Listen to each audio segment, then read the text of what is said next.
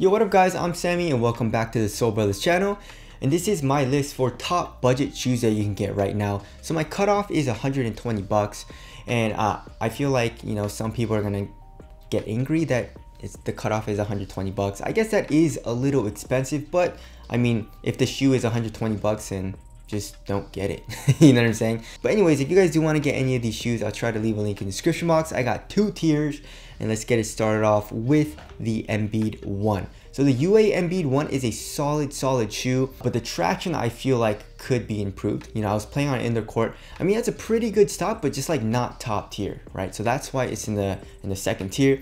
But cushion is nice. You know, it's soft. You get a nice soft compression as well. Impact protection is great. Materials could be a little bit better, but you know, it feels good on foot. It feels minimal as well, and a support and all that is really good too. So solid performer. I just wish the traction was a little bit better. And then the Embiid One makes it right at the cutoff. It's 120 bucks. All right, next we got the Zoom Freak 2, and it's also $120. So the reason why the Zoom Freak 2 is in the second tier is because of the cushion, right? So the cushion is pretty lackluster. You know, the heel, there's not a whole lot, you know. The forefoot zoom unit feels pretty nice. It's reminiscent to like the PG1, you know, or the PG2, but I mean, other than that, there's really nothing special about it. The traction is really good though. The traction, you get a really nice bite. It does pick up a little bit of dust though. The materials feel great. You know, it's a very soft, very thin material. It feels awesome on foot, and it's a very responsive, lightweight feeling shoe as well. So overall, solid performer, but the cushion is definitely lacking. All right, next we got the PG5. So the PG5 is coming in at 110 bucks. So I guess it's cheaper than the other shoes that I just mentioned, but it's a good performer. You know, the cushion is nice. The traction is pretty damn nice as well, but durability sucks for the traction, which is terrible because, I mean, okay, so I played on outdoor court, right? And the outdoor court, you know, just ate through the outsole. It was terrible, right? One of the worst durabilities for an outsole that I've played in, you know? And then I played on indoor, and it was fraying from an indoor court as well, so that's pretty bad. And also, the materials are really crappy. I mean, on foot, I guess it's not a huge deal. I mean, it's a really thin, very minimal material, but I mean, it's just a really cheap feeling material, which I feel like they definitely should have used better materials, you know? But other than that, it's still a solid performer. All right, next we got the Precision 5 coming in at 80 bucks. And same thing. I mean, this shoe is really nice, but the cushion is lacking, just like the Zoom Freak 2, right? So there's really no zoom unit. It's just a foam midsole, and it's very responsive and low to the ground, but impact protection isn't very good, and there's really no compression or anything. Just a tiny bit in the heel, you know.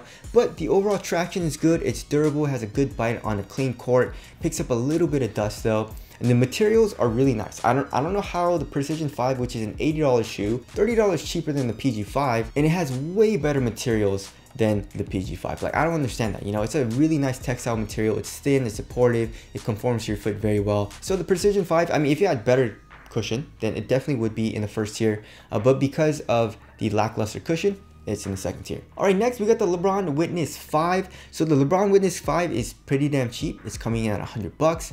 Traction is pretty good. You know, on the indoor court, it does slide out a little bit, especially on hard lateral movements. So the traction wasn't the best. On the outdoor court though, it was pretty good, but then the durability was awful. So just watch out for that. But the cushioning setup was nice. You know, the Phylon midsole and the heel, there was a good amount of compression. It's pretty soft, and then you get the two zoom pods in the forefoot, which gives you a little bit of bounce in the forefoot as well. So the cushioning setup is pretty nice, and then the materials, it feels it's definitely cheap, but it feels great on foot. You know, it's a mesh material, and it feels really minimal as well. So the LeBron Witness 5 is definitely a solid performer. All right, next we got the Kyrie Low 3 coming in at 110 bucks. There's some colorways going for like 100 bucks or even 90 bucks. It's an older shoe, and I'm definitely waiting for the Kyrie Low 4 to come out, hint with the cushion, right? But yeah, the Kyrie Low 3, same thing with the Zoom Freak 2. It's just really bad cushion. You know, there are zoom units somewhere in the shoe, but you can't really feel it, and then the foam is rock solid. So impact protection isn't the best, but of course it is a Kyrie, so you get a great outsole curvature, you get good traction, and the materials feel pretty damn nice. It's very minimal on foot, and you get good support. So the Kyrie Low 3, I mean, I wish it had good cushion, and I'm looking forward to the Kyrie Low 4 with the cushion, but the Kyrie Low 3 is in the second tier. Alright, last but not least in the second tier, we got the Kt6 Low coming in at 120 bucks. I mean, the Kt6 Low is a great performer, but the cushion is a little lackluster. I wouldn't say it's as bad as like Precision 5 or like the Zoom Freak 2, but it's still like not great, right? So they're using Ulti-Flash, but it's crazy caged. I mean, you do get pretty good impact protection, but you don't really feel a whole lot. There's not really like a soft feeling. It's not like super comfortable, but I mean, you do get a low to the ground feel, and it is a responsive cushion, but you know, it's not great, right? And then the traction's solid. You know, it picks up a little bit of dust, but for the most part, it's a solid traction. And then the materials feel really nice. It's a super minimal upper as well. Support was good for me, but I don't think it would be the best for like bigger people, you know, someone who needs a lot of support. But one plus about that shoe is that it's very, very well ventilated. So if you want a shoe that's very, very cool, the Kt6 Low is probably the best option on the market right now. All right, next we got the Adidas Pro Boost Low. It's usually 110 bucks, but I saw it on sale for $77. So pretty damn cheap. The only reason why it's in the second tier is because the cushion is not that nice. You know, you would expect Boost Light Strike combo to be very nice, but it's actually not. It's super low to the ground though, which is nice, and you feel very responsive, but there's really no compression. It's not soft or comfortable or anything, especially for the underfoot cushioning. So cushion not that nice, but the traction is really nice. Very, very good bite.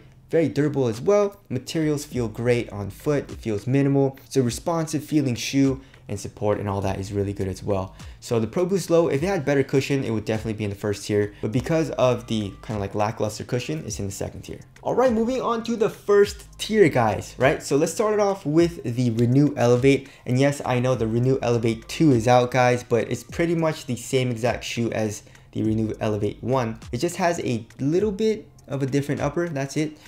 So that's why I don't really want to, you know, spend money. You know, I mean, guys, I'm spending a lot of money buying shoes. So, but anyways, yeah, so the cushion from the Renew Elevate is super nice, and then the Renew Elevate, like the first one, is on sale. It's super cheap, so definitely go ahead and cop a pair. It's a great looking shoe, awesome performer.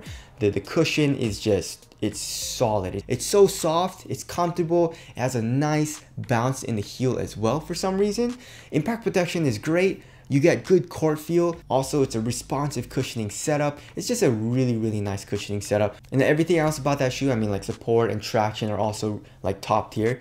So definitely go ahead and check out the Renew Elevate. Take it with a grain of salt for the Renew Elevate 2. It might be a little bit different feeling because of the different upper, but for the most part, the cushion and the outsole is the same as the original. So yeah, the Renew Elevate, really, really nice. All right, next we got the Pro Model 2G by Adidas. So the low is going for 75 bucks, and then kind of like the mid-cut one is like 100 bucks, so pretty damn cheap. Solid performer, really good traction, very durable as well. Cushion is super nice with that full-length bounce midsole. Materials could be a little bit better as far as like I wish they use like, you know, mesh or something, but I mean, it's not a huge deal. And then the rubber toe cap, I guess you have really good durability on it. So Pro Model 2G is a solid performer, and you guys should definitely check it out. All right, next we got the Anta Gh2 coming in at 105 bucks. So cushion is super nice with the full length Ulti-Flash. It feels great like in the heel. And that's what you kind of like notice from like cheaper shoes. Cheaper shoes tend to have very bad cushion. So I mean, for 105 bucks, Anta is giving us full-length Ulti-Flash, which is a new cushion, and they use it kind of like in their more expensive models, which is kind of crazy. But anyways, yeah, so the cushioning setup is super nice. Materials with the textile is also really good quality. Support and all that's really good. Traction is solid as well. I wouldn't say it's top tier traction, but it's solid. So the Gh2 is a really good performer, and you're getting bang for your buck as far as like the quality of the shoe and the tech that you're getting for the price. All right, next we got the Adidas Dame 7. It's 110 bucks. Really good performer. Traction is solid. Cushion with the full length light strike feels great. In the heel, it's super soft. Some might say it's even like a little too soft, but for me, I really liked it. Good impact protection. Materials are also pretty damn nice with that mesh material. Support and all that's good. And also it's a great looking shoe in my opinion. So the Dame 7, definitely go ahead and check it out. All right, last but not least in the first tier, and I would say this is one of my favorite shoes to play in on this entire list, and that would have to be the UA Spawn 3. The Spawn 3 is phenomenal. The traction is really good. Also very durable.